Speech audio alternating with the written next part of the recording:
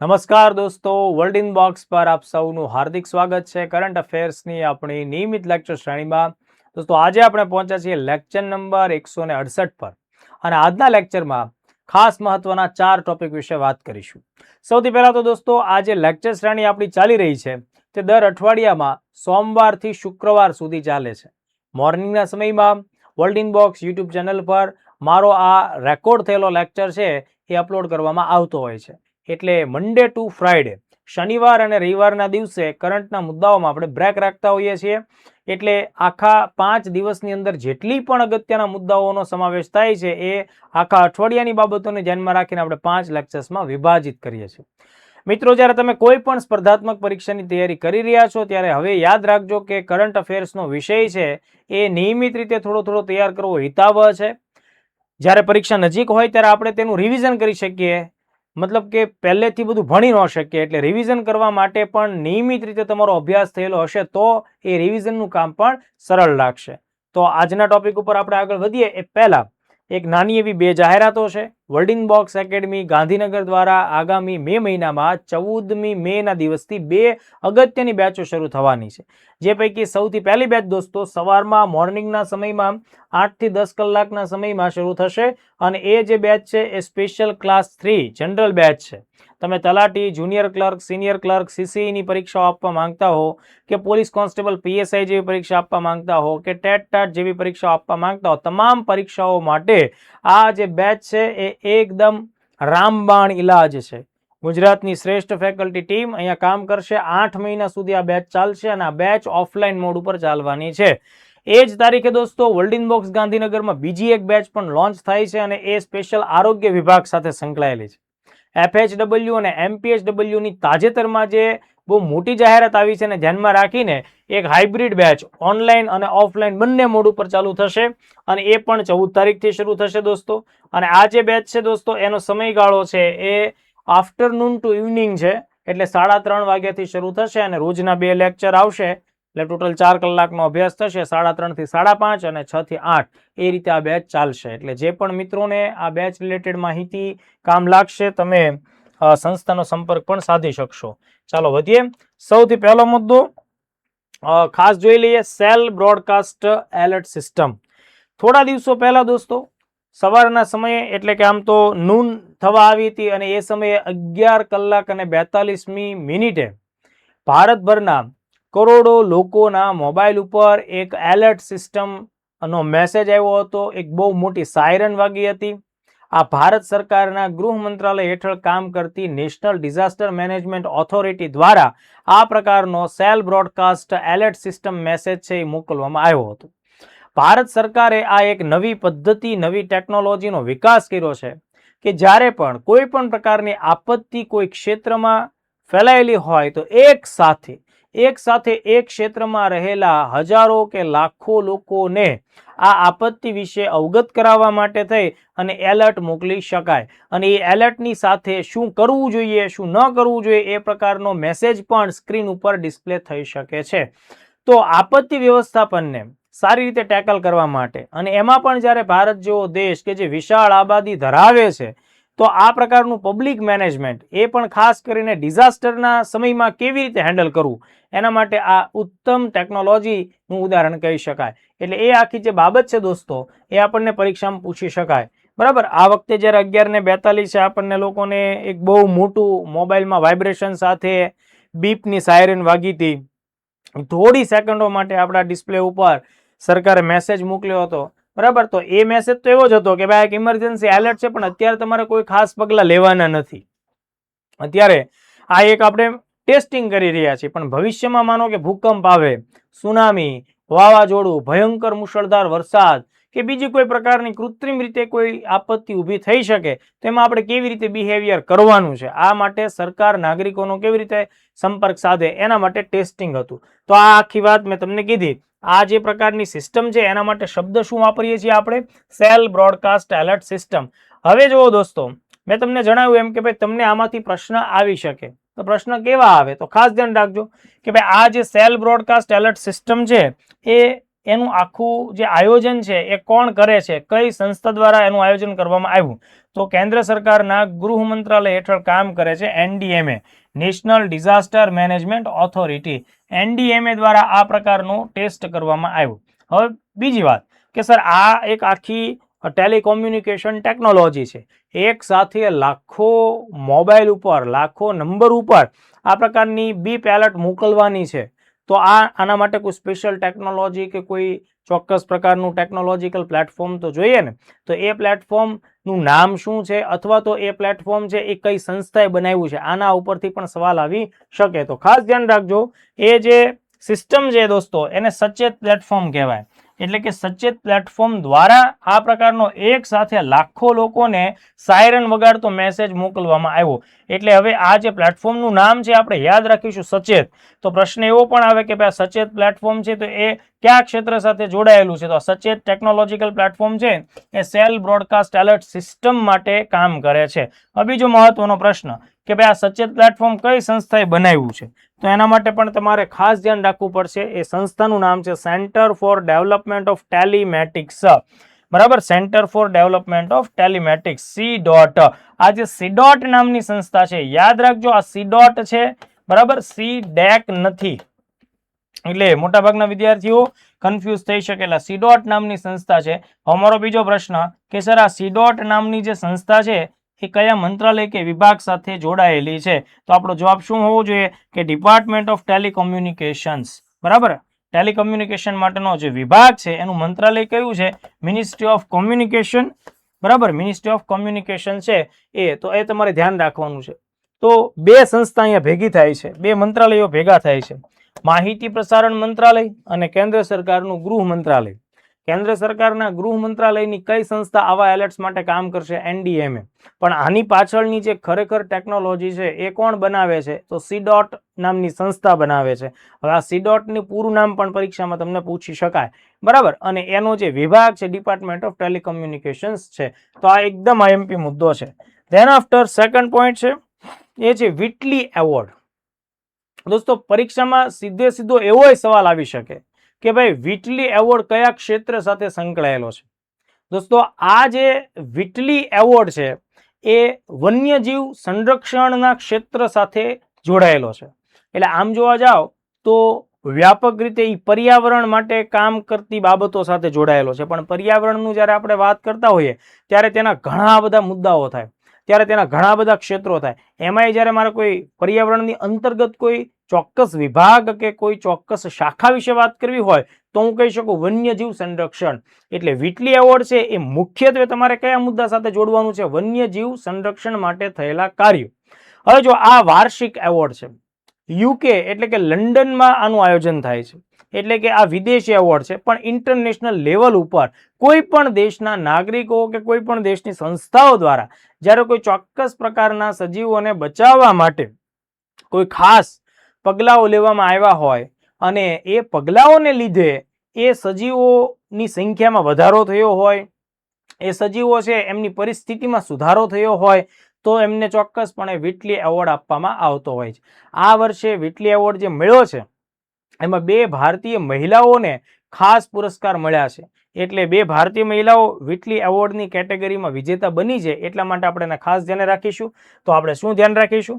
વિટલી award જ્યારે પૂછાય એક શબ્દ એની યાર જોડવાનો, તેને ગ્રીન ઓસ્કાર તરીકે પણ ઓળખવામાં આવે છે. એટલે આવા શબ્દો પણ થોડા ધ્યાન રાખશું.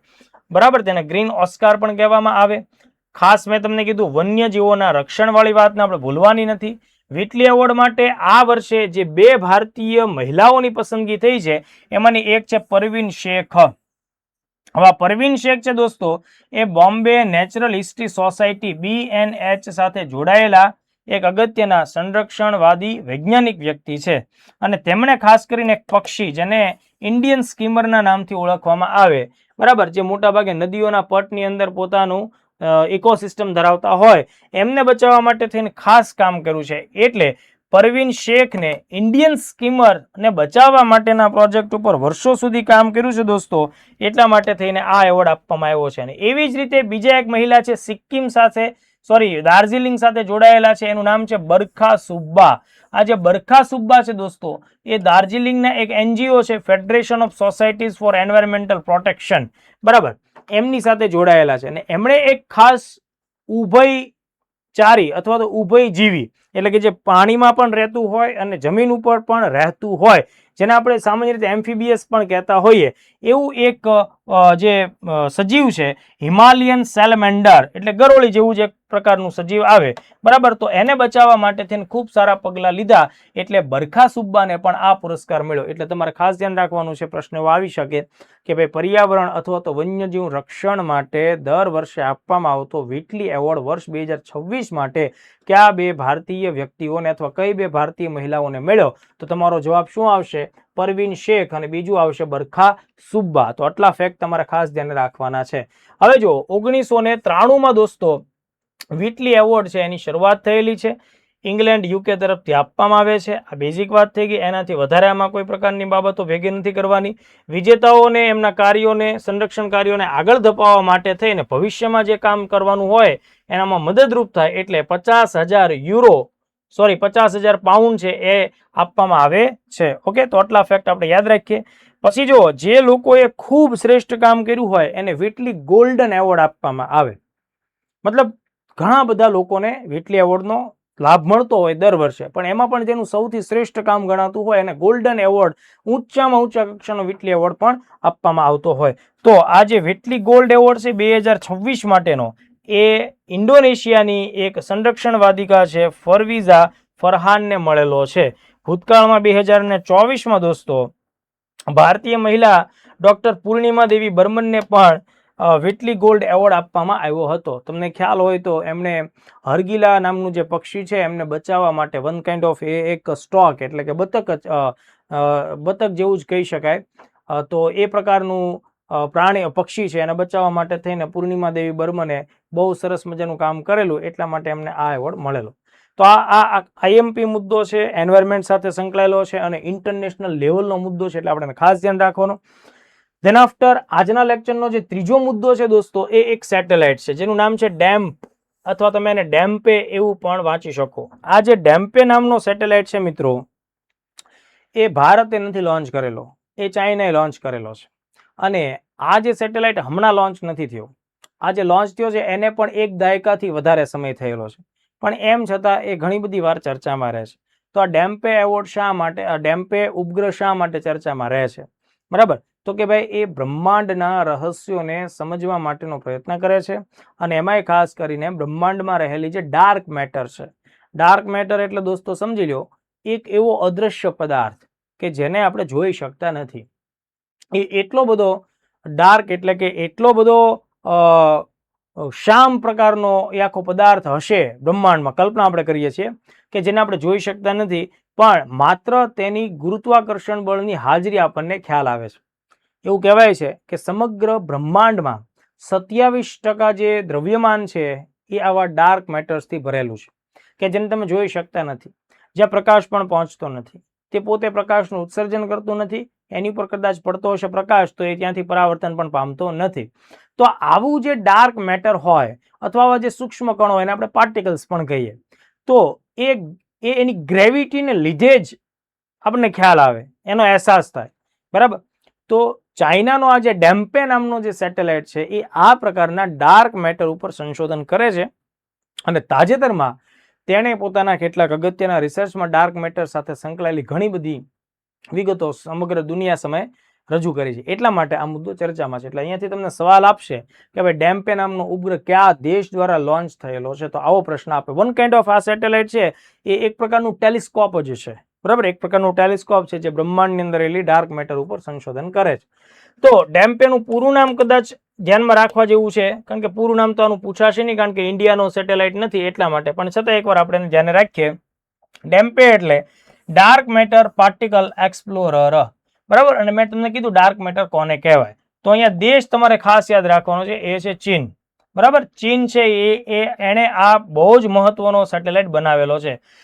આ જે સેટેલાઇટ છે એનું ચીનની ભાષામાં એનું બીજું એક પણ નામ છે, જેનું નામ છે વુકુંગ.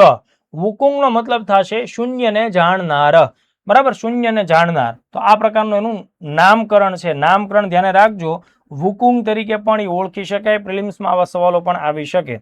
ચીનનો પ્રથમ સ્પેસ ટેલિસ્કોપ છે, પણ આ જે પહેલો સ્પેસ ટેલિસ્કોપ ચાઇનાએ બનાવ્યો, તો તેના માટે થઈને દુનિયાના બીજા કેટલાક દેશોએ પણ ચીનને મદદ કરેલી છે, જેમ કે સ્વિટ્ઝરલેન્ડ અને ઇટલી છે, એને મદદ કરેલી છે. તો આટલા ફેક્ટ્સ તમારે ખાસ ધ્યાને રાખવા. બાકી કોઈ મેટર ઉપર તમારે જવાનું નહીં. ડાર્ક મેટર શું, એ મેં તમને કીધું. બ્રહ્માંડમાં રહેલો એવો અદૃશ્ય પદાર્થ કે જેને જોઈ શકાતો નથી, પણ તેની ગુરુત્વાકર્ષણ બળની હાજરીથી તે છે એવો આપણને અહેસાસ આવી શકે. તો પ્રિલિમ્સમાં ડાર્ક મેટર ઉપર આ પ્રકારનો સવાલ આવે કે ડાર્ક મેટરની વ્યાખ્યા શું થાય, એ રીતની બાબત ધ્યાને રાખે. ત્યારબાદ આજના લેક્ચરનો ચોથો મુદ્દો INS મહેન્દ્રગીરી. એક અગત્યનું જહાજ છે દોસ્તો, જે તાજેતરની અંદર મુંબઈ ખાતેથી મઝગાંવ ડોક લિમિટેડ ખાતેથી ભારતીય નૌસેનામાં સામેલ થયું. જો દોસ્તો, જ્યારે પણ ભારતની નૌસેનામાં કોઈ અગત્યનું જહાજ સામેલ થાય છે, એ સર્વિસ માટે સામેલ થાય છે, ત્યારે તે કરંટ અફેર્સમાં આવવાના ચાન્સ બહુ વધી જાય છે. અધરવાઇઝ જહાજોની સંખ્યા ઘણી બધી વધારે છે. જહાજો ઘણા બધા પ્રકારના હોય છે, તો બધા જ પ્રકારના જહાજો છે એ કોઈ દિવસ કોઈ પણ વિદ્યાર્થીને યાદ નહીં જ રહે. એટલે જ્યારે તમે પરીક્ષા આપો છો એના નિયર બાય 5 થી 6 મહિનાઓમાં જેટલા પણ મહત્વના જહાજો કે સબમરીન, બરાબર, એ સામેલ થતા હોય કે કોઈ ખાસ કારણોસર ચર્ચામાં રહેતા હોય, ત્યારે આપણે એના વિશે માહિતી મેળવવી પડે.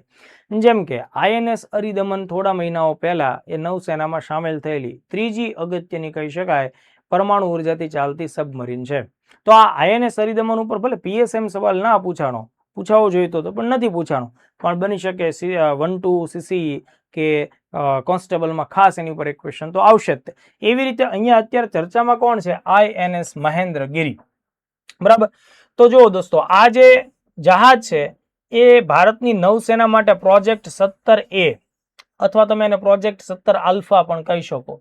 તો આ INS મહેન્દ્રગીરી એ પ્રોજેક્ટ 17A હેઠળ વિકસાવવામાં આવેલા અલગ અલગ 7, કેટલા મેં તમને સંખ્યા કીધી 7, એ 7 જે જહાજો છે, આ બધા ફ્રિગેટ્સ જહાજો છે. ફ્રિગેટ્સ જહાજો છે દોસ્તો, એ ડિસ્ટ્રોયર જહાજથી થોડા ઉતરતી કક્ષાના કહેવાય, એટલે આ મધ્યમ કક્ષાના કહેવાય લડાઈ માટેના. બરાબર. તો ફ્રિગેટ જહાજો ઝડપથી ભાગતા હોય, એની ઉપરથી મિસાઇલો અને ટોર્પેડો દ્વારા હુમલો કરવામાં આવતો હોય. તો આ ફ્રિગેટ્સ શ્રેણીનું જહાજ છે, એટલે ફ્રિગેટ્સ છે, આનો ટાઈપ A છે, એ આપણે ધ્યાને રાખવા. હવે જો આ પ્રોજેક્ટ 17A અંતર્ગત છે ને દોસ્તો, 4 જહાજો એવા છે 7 પૈકી કે જેને મઝગાંવ ડોક લિમિટેડ દ્વારા તૈયાર કરવામાં આવેલા, અને બાકીના જે 3 જહાજો છે એનું નિર્માણ છે કલકત્તા ખાતેનું જે ગાર્ડન રીચ શિપ બિલ્ડર છે એના દ્વારા તૈયાર કરવામાં આવેલા છે.